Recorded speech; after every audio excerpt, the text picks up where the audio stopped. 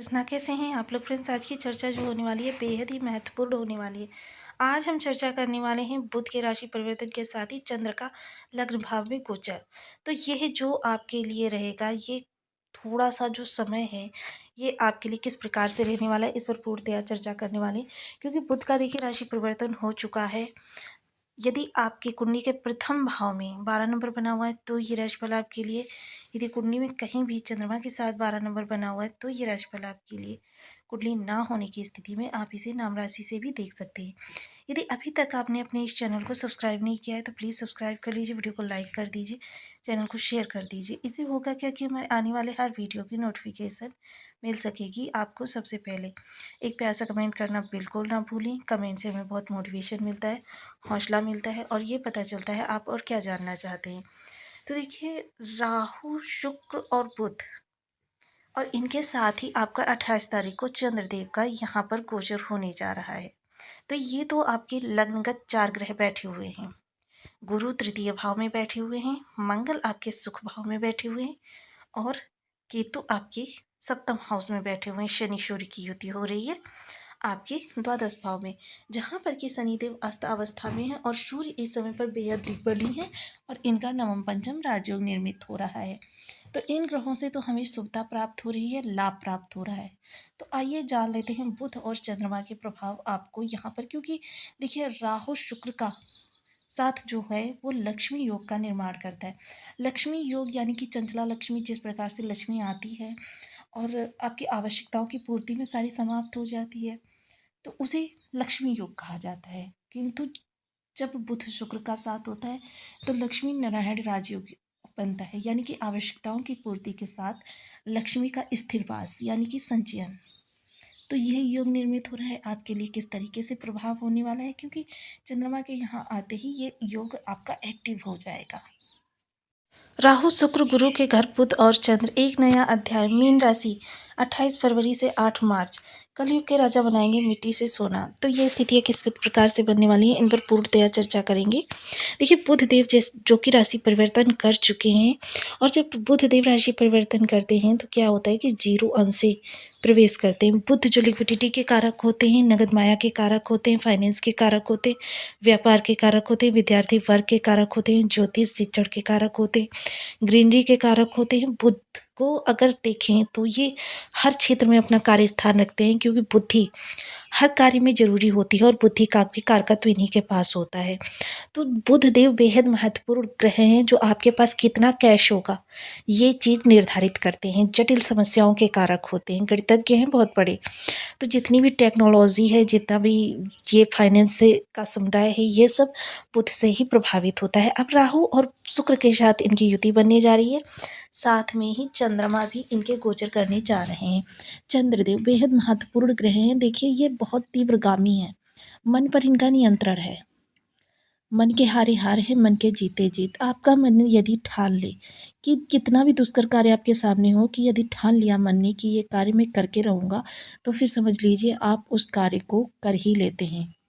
और कितना भी आसान कार्य हो और आपका मन यदि कह दे कि इस कार्य को मैं नहीं कर पाऊँगा, तो फिर समझ लीजिए आप कितने भी प्रयास कर लें, वो कार्य आपका नहीं होने वाला। चंद्रमा जो है धन में निरंतरता भी लाते हैं, रचनात्मक कार्यों को दिखाते हैं, जीवन के रस को दिखाते हैं। तो धन में निरंतरता, देखिए जिन लोगों के कमज़ोर चंद्रमा होते हैं उन लोगों के बारे में एक चीज़ कही जाती है कि कभी घी गना, कभी मुट्ठी भर चना और कभी वो भी मना। कि मतलब कभी कभी तो उनके पास लाखों करोड़ों रुपए आ जाएगा, किसी किसी दिन उनकी इनकम जो है थोड़ी सी रह जाएगी और किसी किसी दिन वो भी नहीं, यानी कि बस कार्य कर रहे हैं, धन का कहीं कोई पता नहीं।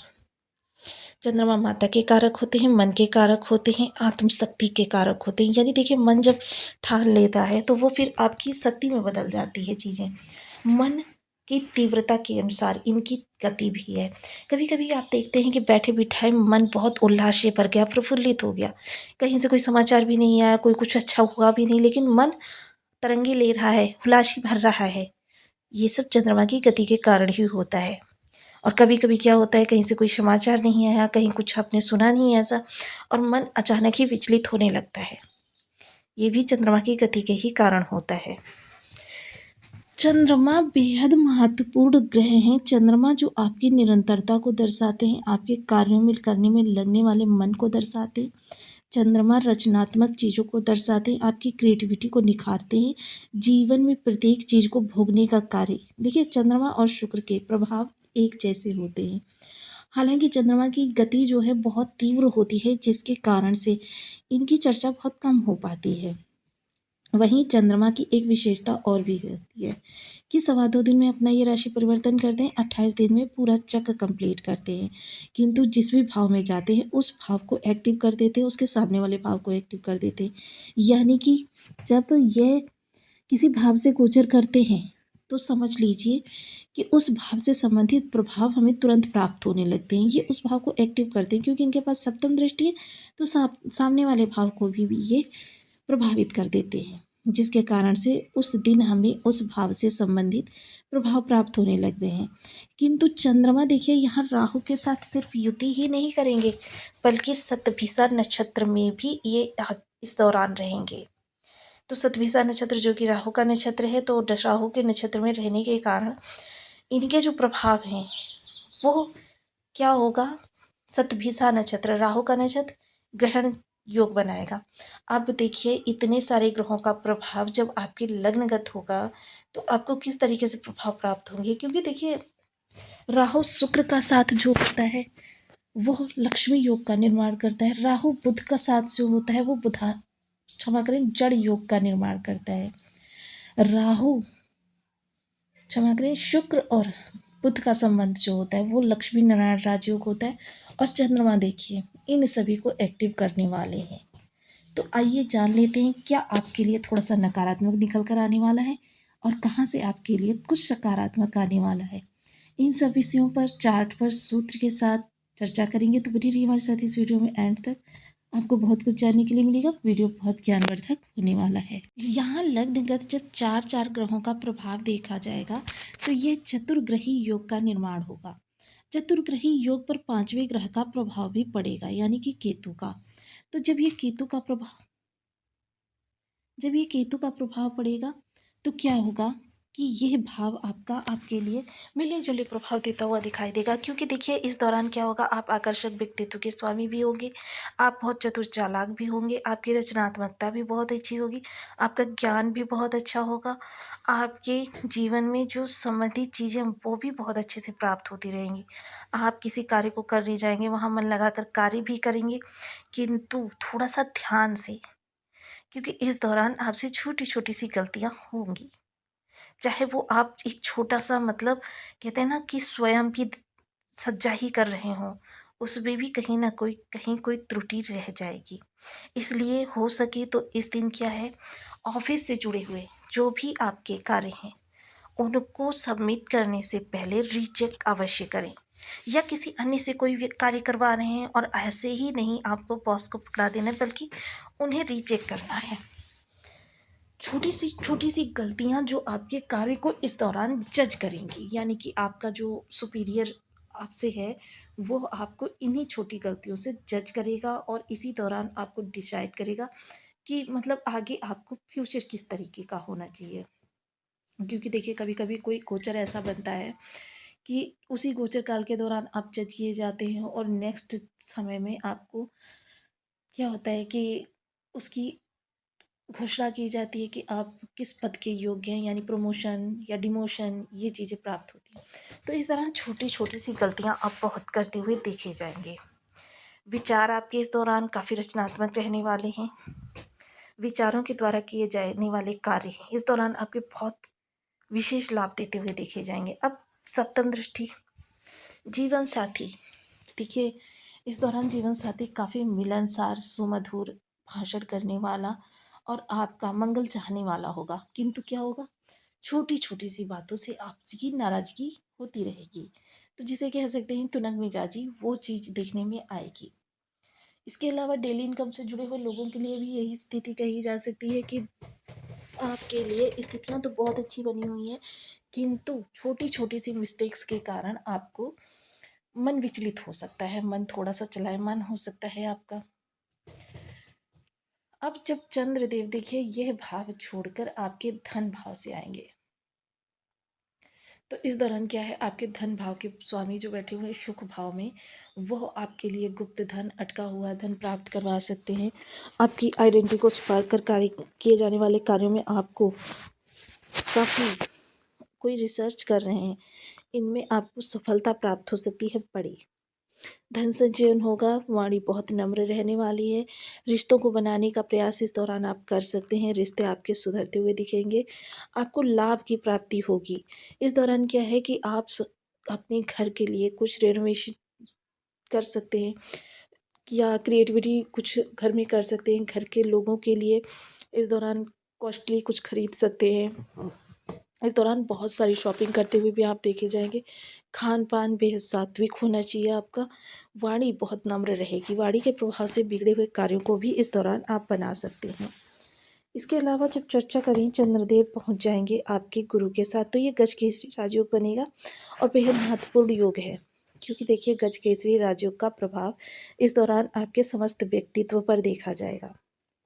पराक्रम भाव में है, कोई निर्णय लेना चाहते हैं, कर्म संबंधी कोई परिवर्तन करना चाहते हैं, एजुकेशन में कुछ नया कुछ सोच रहे हैं, या फिर आप टेक्नोलॉजी से जुड़े हुए हैं, व्यापारी वर्ग हैं, जो सौंदर्य प्रधा साधन से जुड़े हुए हैं, सौंदर्य से जुड़कर कुछ कर रहे हैं, ग्लैमरस लाइन से जुड़े हुए हैं, या आप क्रिएटिविटी से जुड़कर कुछ कर रहे हैं, सोशल मीडिया से जुड़े हुए हैं, इन सभी चीज़ों में इस दौरान आपको अपार उपलब्धि प्राप्त होती हुई दिखाई देगी।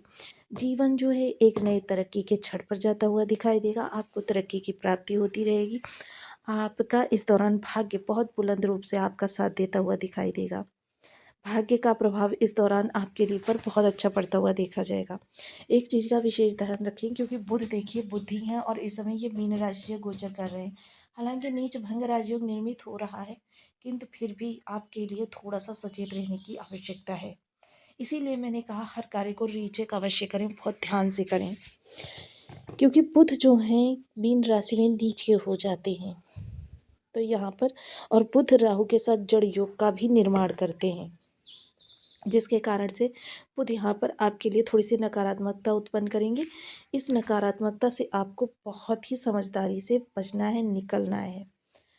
कैश का विशेष ध्यान रखें। देखिए, ऑनलाइन फ्रॉड से भी बचे रहें, क्योंकि राहु का साथ है तो ऑनलाइन चीज़ें आपके साथ हो सकती हैं। तो इन चीज़ों का विशेष ध्यान रखें। आपके लिए कुल मिलाकर ये गोचर जो है मिला जुला रहने वाला है, और आपको थोड़ी सी समस्याएं भी फेस करनी पड़ सकती हैं। कोई भी कार्य बिना चेक किए किसी से करवाया है या खुद किया है, उसको बार बार चेक कीजिए सबमिट करने से पहले, क्योंकि इस दौरान आपसे छोटी छोटी गलतियां होती रहेंगी। ऐसे में यदि आपके बर्थ चार्ट में इन ग्रहों की स्थिति थोड़ी सी भी खराब है, तो फिर आपके लिए विपरीत प्रभाव ही प्राप्त होने वाले हैं। तो इसके लिए ओम सोम सोमाय नमः, चंद्रमा के लिए ओम बूम बुद्धाय नमः, बुध देव के लिए इन बीज मंत्रों का आप 1 माला, 2 माला, 5 माला, 7 माला, 11 माला का जप नियमित अपनी सुविधानुसार करना प्रारंभ करें। देखिए, चंद्रदेव के आराध्य देव जो हैं भोलेनाथ जी हैं। भोलेनाथ जी की किसी भी रूप में आराधना कर सकते हैं।